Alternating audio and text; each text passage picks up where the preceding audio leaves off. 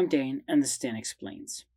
Elon Musk recently made a comment on X that he plans to send an uncrewed starship to Mars in 2 years, and, if that goes well, a crewed starship 2 years later. Whenever people talk about going to Mars, why is it they always do it in increments of 2 years? What would happen if you tried to go in another time? Let me explain.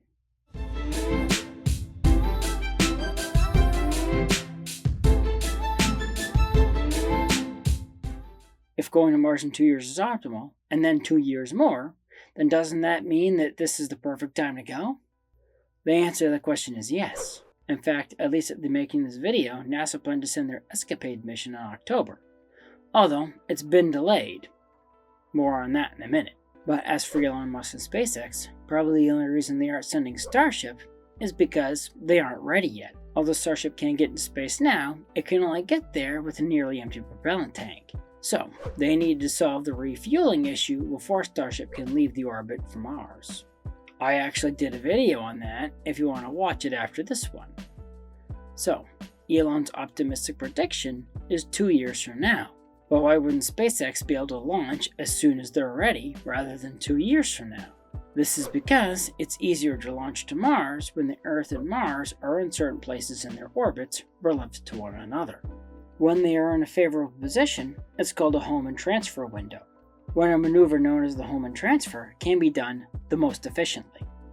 For Earth and Mars, these transfer windows come around about every 26 months or so a little over 2 years between windows.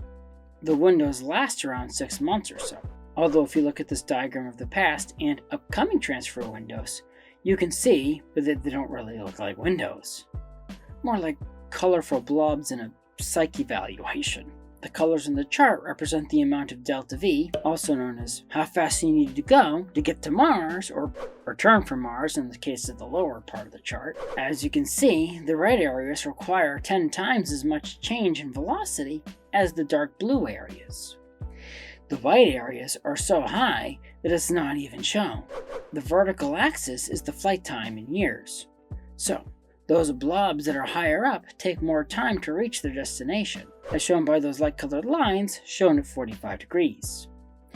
Now, anyone who's played in Kerbal Space Program is probably familiar with the holmanntransfer, but not so much the windows. That's because even though Kerbal Space Program can be a pretty hard game, real spaceflight is way harder.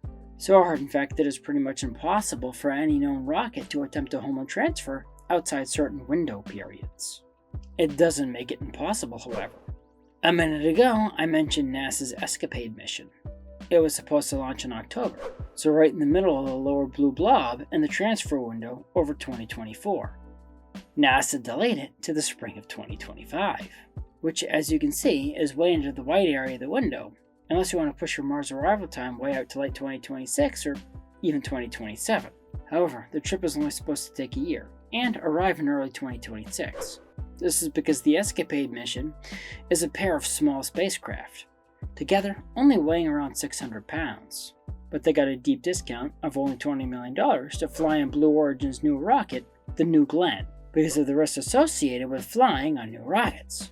The ridiculous amount of extra margin the rocket has gives NASA the extra flexibility to launch outside the normal launch window.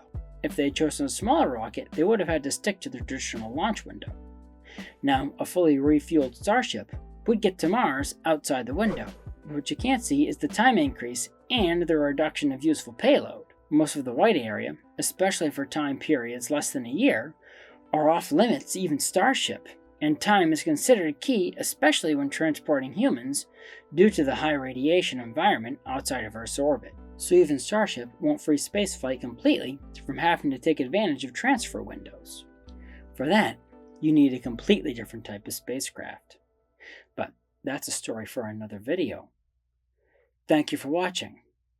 If you like this video, and other topics ranging from theology to science, please press the like button. Subscribe to my channel and ding the bell to get notified when I post new videos. Also, please support me on Patreon to get extra content and special perks. Link in the description. The more people support me, the more time I can dedicate to making videos like this one. So, until next time, have a great week.